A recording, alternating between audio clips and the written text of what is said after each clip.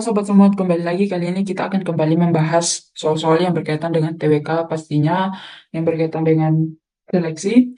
Nah, pada kesempatan kali ini kita akan melanjutkan pembahasan kemarin. Jadi kemarin kita bahas beberapa soal yang berkaitan dengan TWK. Nah, ini merupakan serangkaian pembahasan kemarin dan kita akan lanjutkan yang berkaitan dengan tes wawasan kebangsaan.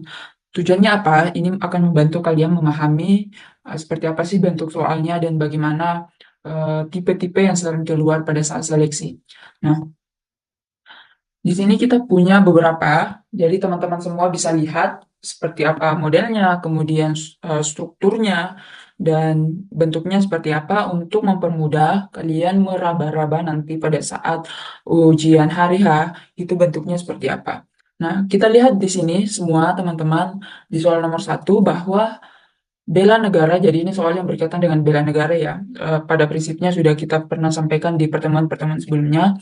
Jadi di sini soal nomor satu menyatakan bahwa bela negara tidak hanya menjadi tanggung jawab dari aparat keamanan dan militer, melainkan juga tanggung jawab dari seluruh warga negara. Salah satu bentuk tanggung jawab warga negara dalam bela negara adalah, nah jadi diminta apa sih tanggung jawab warga negara itu dari bidang bela negara. Padahal kan kita tahu konsepnya bahwa bela negara itu bukan hanya kewajiban dari TNI maupun Polri ya, tetapi ada namanya tenaga pendukung yaitu elemen masyarakat.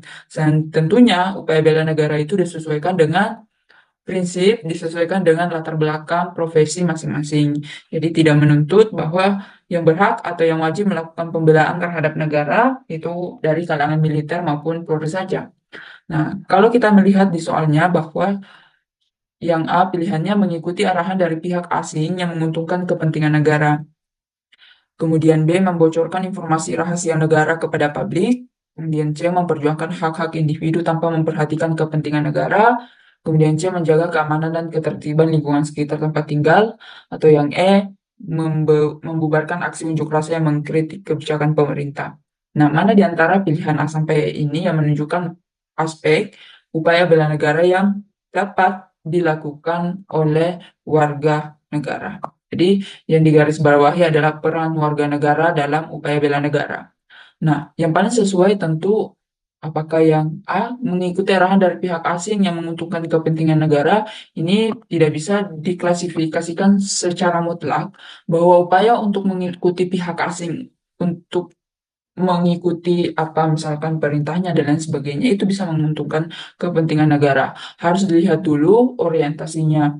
Jadi pilihan A ini kurang tepat. Yang B, membocorkan informasi rahasia negara kepada pihak publik ini justru bertentangan ya, karena akan mengakibatkan adanya disinformasi, kemudian berakibat pada upaya persatuan dan kesatuan. Kemudian C, memperjuangkan hak-hak individu tanpa memperhatikan kepentingan negara. Tentangan dengan sikap mempersatukan atau upaya untuk persatuan dan kesatuan. Karena ketika menguntungkan atau mendahulukan kepentingan individu, artinya di situ ada sikap individualisme yang tinggi, bukan persatuan. Kemudian yang D, menjaga keamanan dan ketertiban lingkungan sekitar tempat tinggal. Nah, ini yang tepat ya.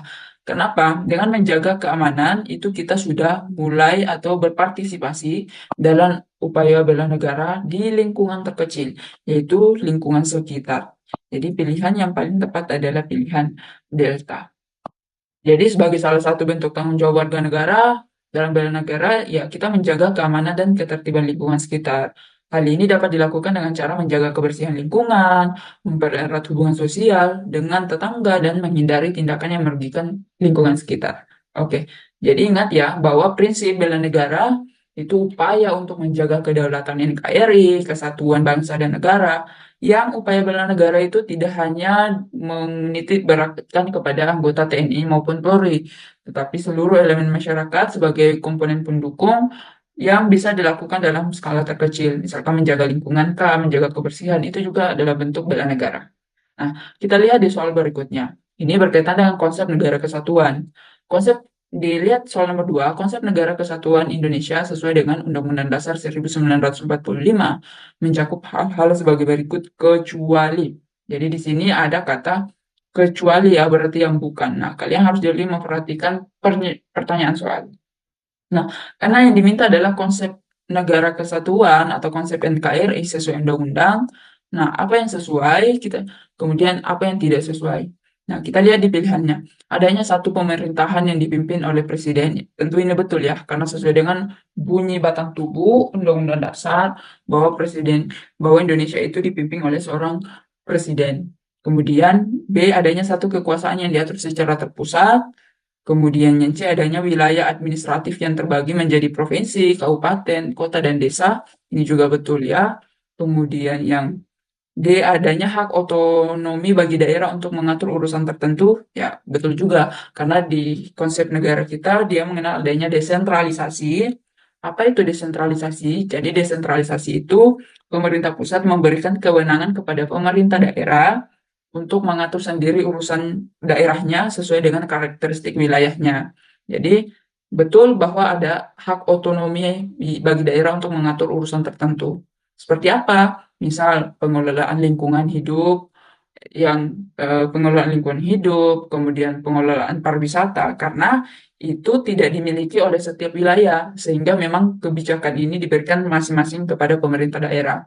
Kemudian yang E, adanya kepala daerah yang memiliki kekuasaan yang setara dengan pemerintahan pusat. Nah, pilihan E ini perlu kita curigai. Kenapa? Apakah adanya kepala daerah itu memiliki kekuasaan yang setara dengan pemerintah pusat?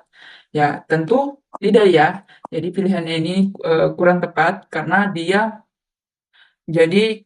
E ini yang benar, karena di sini yang diminta adalah kecuali berarti yang salah. Nah, kita lihat di pilihan E, adanya kepala daerah yang memiliki kekuasaan yang setara dengan pemerintahan pusat. Kepala daerah itu tidak setara dengan pemerintah pusat, karena pada prinsipnya kepala daerah itu urusan kewenangannya dia pembagian dari pemerintahan pusat. Sehingga tidak tepat dikatakan bahwa sesuai konsep negara kesatuan Republik Indonesia, sesuai undang-undang bahwa kepala daerah itu sama dengan pemerintah pusat. Jadi pilihan yang tepat adalah pilihan error. Nah, kita lihat kembali bahwa konsep negara kesatuan sesuai dengan undang-undang itu mencakup banyak hal ya. Pertama, adanya satu pemerintah yang dipimpin oleh presiden, kemudian satu kekuasaan yang diatur secara terpusat, wilayah administratif yang terbagi menjadi provinsi, kabupaten, kota, dan desa, serta hak otonomi bagi daerah untuk mengatur urusan tertentu. Namun, kepala daerah tidak memiliki kekuasaan yang setara dengan pemerintah pusat karena negara kesatuan Indonesia merupakan negara yang mempunyai pemerintahan yang terpusat. Jadi, antara pemerintah daerah dan pemerintah pusat itu kedudukannya tidak sama. Jadi tidak bisa dipersamakannya. Nah, kita lanjut di soal nomor 3. Kita lihat di soal nomor 3 ini, salah satu prinsip kenegaraan yang mendasari konstitusi Indonesia adalah ketuhanan yang Maha Esa. Prinsip ini mengandung nilai nasionalisme jadi antara konsep nasionalisme itu dikaitkan dengan nilai-nilai Pancasila, di mana dalam soal nomor 3 ini yang diminta adalah sila pertama, ketuhanan yang Maha Esa. Kita lihat jawabannya, apakah yang A menegaskan bahwa Indonesia adalah negara yang beragama? Bisa jadi kita lihat B menjamin kebebasan beragama bagi semua warga negara. Kemudian C mendorong keberagaman dalam keragaman agama. Kemudian D menekankan pentingnya menjaga kerukunan antar umat beragama. Atau E mengatur hubungan antara negara dan agama. Nah, mana kira-kira yang tepat di sini? Karena soalnya meminta bahwa salah satu prinsip kenegaraan yang mendasari konstitusi Indonesia adalah ketuhanan yang Maha Esa ya. Ketuhanan yang Maha Esa, prinsip ini mengandung nilai nasionalisme. Nah, apa yang tepat? Kalau kita lihat bahwa prinsip ketuhanan itu atau prinsip ketuhanan yang Maha Esa, dia merupakan salah satu dasar kenegaraan. Jadi pas kita lihat kembali fungsi Pancasila sebagai dasar negara, sila pertama ini dia dasar kenegaraan yang menegaskan bahwa Indonesia adalah negara yang beragama. Jadi pilihan tepat adalah pilihan alfa. Jadi adanya Pancasila sila pertama itu menegaskan bahwa Indonesia adalah negara yang beragama. Entah itu dia agama Kristen dan lain sebagainya. Yang penting adalah dijelaskan sesuai konsep negara kesatuan Republik Indonesia yang dasarnya adalah Pancasila, bahwa seluruh masyarakat Indonesia itu masyarakat yang beragama. Makanya kemudian di sistem administrasi itu dituliskan agamanya apa. Dan Indonesia tidak mengenal yang namanya ateisme. Kemudian, jadi hal ini tentu menggambarkan nilai nasionalisme yang kuat dalam masyarakat Indonesia, sesuai nilai-nilai yang hidup dalam masyarakat, sesuai nilai-nilai Pancasila, yang memandang agama sebagai nasionalisme yang kuat, sebagai bagian integral dari kehidupan bermasyarakat dan berbangsa, sesuai dengan nilai-nilai yang hidup dan tumbuh dalam masyarakat. Jadi pilihan yang tepat adalah pilihan alfa. Oke, kita lanjut di soal nomor 4. Jadi soal nomor 4 ini dia pada prinsipnya berkaitan dengan implementasi nasionalisme. Nah, kita lihat di soalnya, seorang siswa bernama Rian seringkali merasa tidak bangga menjadi warga negara Indonesia karena merasa bahwa Indonesia masih banyak terbelakang dibandingkan dengan negara lain. Hal yang dapat dilakukan Rian untuk meningkatkan rasa nasionalismenya antara lain. Jadi apa sih upaya yang dapat dilakukan untuk meningkatkan nasionalisme?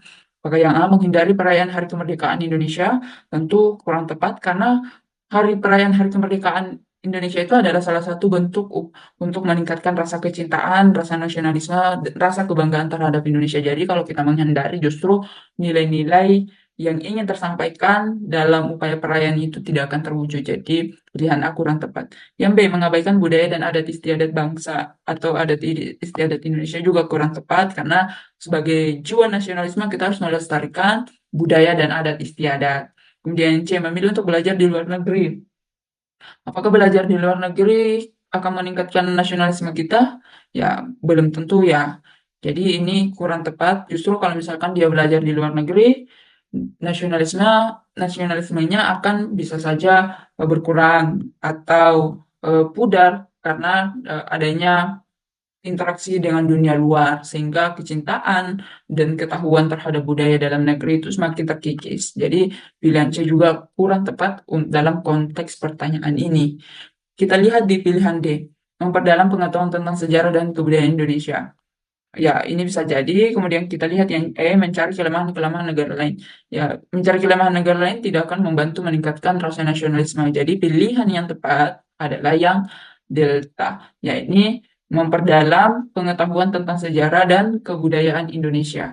Mengapa demikian? Karena upaya untuk memperdalam atau meningkatkan nasionalismenya, ya seseorang atau dalam konteks soal ini, Rian dapat memperdalam pengetahuannya tentang sejarah dan kebudayaan Indonesia. Dengan demikian, kalau dia memahami sejarah dan kebudayaan Indonesia, ia akan lebih menghargai warisan yang dimiliki oleh bangsanya. Jadi yang paling tepat adalah pilihan D. Kita lanjut di soal nomor 5. Nah, di soal nomor 5 ada yang menyatakan bahwa seorang pegawai negeri sipil mendapatkan hadiah dari salah satu perusahaan pemasok barang yang ia rekomendasikan dalam proses pengadaan. Tindakan tersebut melanggar prinsip integritas, yakni.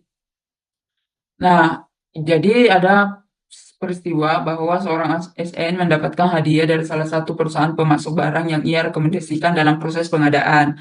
Nah, di sini tindakan tersebut melanggar prinsip integritas. Jadi kita ingat-ingat kembali lagi ya, apa sih prinsip integritas itu? Nah, mana di antara pilihan A sampai E ini yang tepat? Tindakan tersebut melanggar prinsip integritas yakni, apakah yang A, prinsip ketaatan pada aturan dan norma yang berlaku, kemudian B, prinsip konsistensi dalam menjalankan tugas dan tanggung jawab, kemudian C, prinsip ketidakberpihakan dan adil, kemudian D, prinsip menjaga kerahasiaan informasi, atau E, prinsip menjaga hubungan baik. Mana yang paling tepat? Karena di sini pernyataannya bahwa ada seorang ASN dia menerima hadiah dari perusahaan pemasok. Kalau misalkan dalam kasus tersebut kita lihat bahwa seorang ASN itu ketika menerima hadiah dari perusahaan pemasok barang yang ia rekomendasikan dalam proses pengadaan yang melanggar prinsip ketidakberpihakan dan adil. Jadi pilihan yang tepat adalah pilihan C. Kenapa demikian? Nah, salah satu prinsip atau nilai-nilai integritas adalah adil ya. Adil berarti dia tidak berpihak.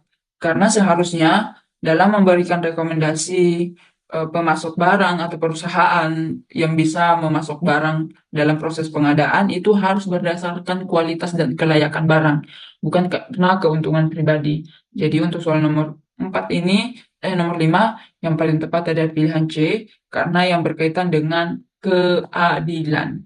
Oke, jadi untuk ini dulu soal-soal yang kita berikan. Nanti di pertemuan-pertemuan selanjutnya kita bahas beberapa soal lagi dan di kelas-kelas lainnya Nah, semoga ini menjadi bahan pembelajaran supaya bisa berkembang, pengetahuannya setiap hari semakin terasah dan keterampilan menjawab soalnya semakin meningkat.